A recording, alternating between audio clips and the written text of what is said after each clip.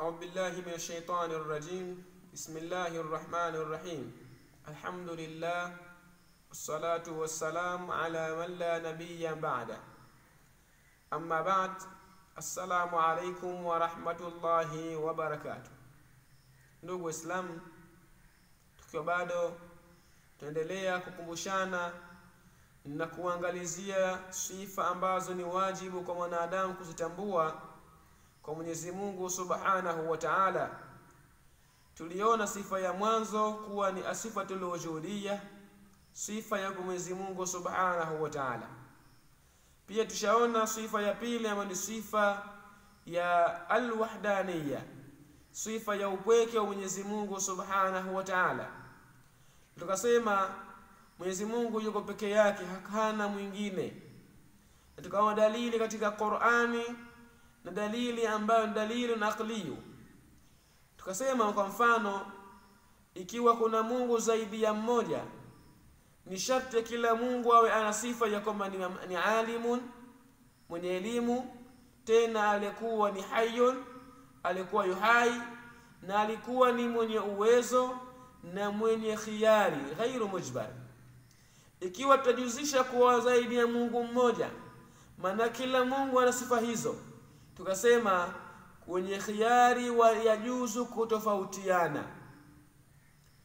Mathalan, tukasema ikiwa mmoja katika miungu hao akahitajia kwa siku ya leo jua kutoka upande wa mashariki, mwingine akasema hapana, jua leo litatoka upande wa magharibi, yani jua litoke mashariki lielekee magharibi, mwingine akasema litoke magharibi kwenda mashariki. Tukasema yote mawili haya kupatikana ndani wakati mmoja ni muhali, na kukosekana yote mawili haya ndani wakati mmoja pia ni muhali.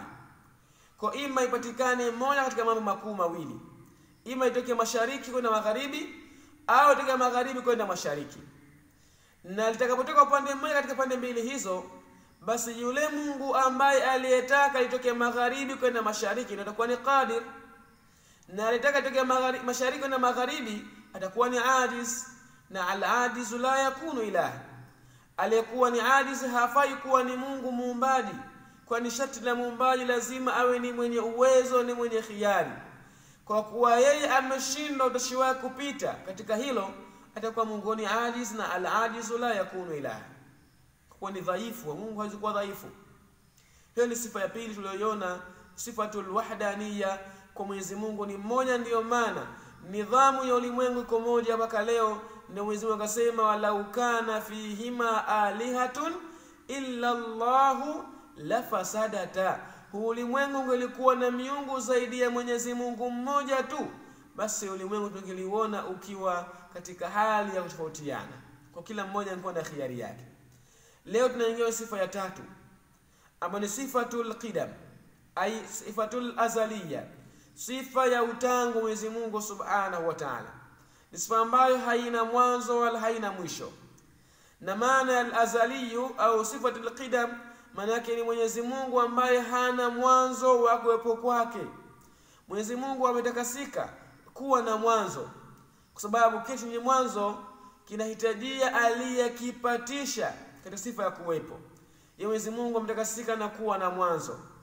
Mwenyezi Mungu anasema ndani ya Qur'ani, huwa al-awwal wal-akhir, yeye ndiye wa mwanzo asiyekuwa na mwanzo kupo kwake.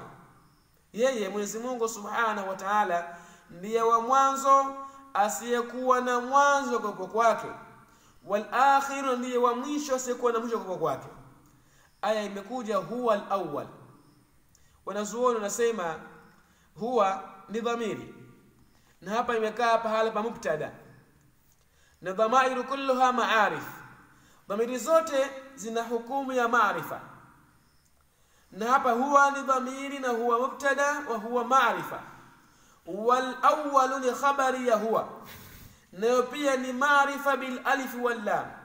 Wanasema itakapokuwa mubtada ni maarifa na khabari yake ni maarifa, tufidu al hasr, inafidisha habari hiyo kuwa imedhibitika na kitu hicho maalumu. Kwa Mungu yeye ndiye peke yake ambaye ni wa mwanzo asiyekuwa na mwanzo. Huwa al-awwalu, yeye ndiye wa mwanzo asiyekuwa na mwanzo wa kuwepo kwake. Kwa ifada ya aya hii, kwa hiyo Mwenyezi Mungu Subhanahu wa Ta'ala yeye hana mwanzo wa kuwepo kwake. Kwa hiyo sema angekuwa na mwanzo angelihitajia yule ambaye aliyempatisha, na muhitaji ni dhaifu, na dhaifu hawezi kuwa ni Mwenyezi Mungu Subhanahu wa Ta'ala.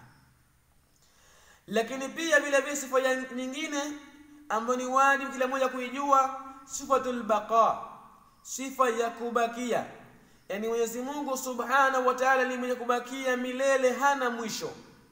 Albaqa'u, mwenye kubakia bila ya kuwa na mwisho wa kuwepo kwake Mwenyezi Mungu Subhanahu wa Ta'ala. Na dalili katika Qur'ani Mwenyezi Mungu Subhanahu wa Ta'ala anasema wa yabqa wajhu rabbika dhul jalali wal ikram, na itabakia dhati ya Mola wako. Alwajh huna bimaana dhati, ay bimaana huwa. Wa yabqa wajhu, na itabakia dhati ya Mwenyezi Mungu Subhanahu wa Ta'ala, dhul jalali wal ikram, dhati ya utukufu na ukarimu. Kwa hiyo kitachobakia milele ambacho hakina mwisho ni yeye Mwenyezi Mungu Subhanahu wa Ta'ala. Yeye ndio ambaye hana mwanzo wa kwake, ndio ambaye hana mwisho wa kuwepo kwake. Kwa nafsi ya aya Mwenyezi Mungu Subhanahu wa Ta'ala, wa yabqa wajhu rabbika dhul jalali wal ikram, na wajhu ina tafsiri kwa maana ya dhati, kwamba itabakia dhati ya Mola wako Mwenyezi Mungu Subhanahu wa Ta'ala. Lakini sifa nyingine ambayo sifa ya tano, ambayo sifatu alqiyam bin nafs, kwa yeye Mwenyezi Mungu ni mwenye kuthibiti kwa dhati yake. Yeye Mwenyezi Mungu ni mwenye kuthibiti kwa dhati yake Mwenyezi Mungu Subhanahu, maana la yahitaji ila shay, haihitaji Mwenyezi Mungu chochote kitu kingine. Mwenyezi Mungu Subhanahu wa Ta'ala yeye amethibiti kwa dhati yake, amejitosha, hana anahitajia Mwenyezi Mungu Subhanahu wa Ta'ala. Hahitaji kuwa katika mbingu, wala katika arshi, wala katika kursiyu, wala katika ardhi, wala pahala popote. Ye Mwenyezi Mungu ni mwenye kujitosha Subhanahu wa Ta'ala. Mwenyezi Mungu anasema inna Allaha ghaniyun 'anil 'alamin. Ye Mwenyezi Mungu ni mwenye kujitosha kunako ulimwengu, na arshi ni ulimwengu, mbingu ni ulimwengu, na kursiyu ni ulimwengu. Fa kullu ma siwa Allah huwa al-alam, kila kisichokuwa Mwenyezi Mungu Subhanahu wa Ta'ala ni ulimwengu. Ye Mwenyezi Mungu anasema inna Allaha ghaniyun 'anil 'alamin. Ye Mwenyezi Mungu Subhanahu wa Ta'ala amejitosha, hahitaji chochote katika viumbe wake alivyoviumba Mwenyezi Mungu Subhanahu wa Ta'ala. Kwa leo tutafika hapa kwenye sifa ya tano, ama sifatu alqiyam bin nafs. Tumeona sifatu alqidam, na tumeona sifatu albaqa, na pia tumeona sifatu alqiyam bin nafsi. Wa billahi tawfiq, wassalamu alaykum wa rahmatullahi wa barakatuh.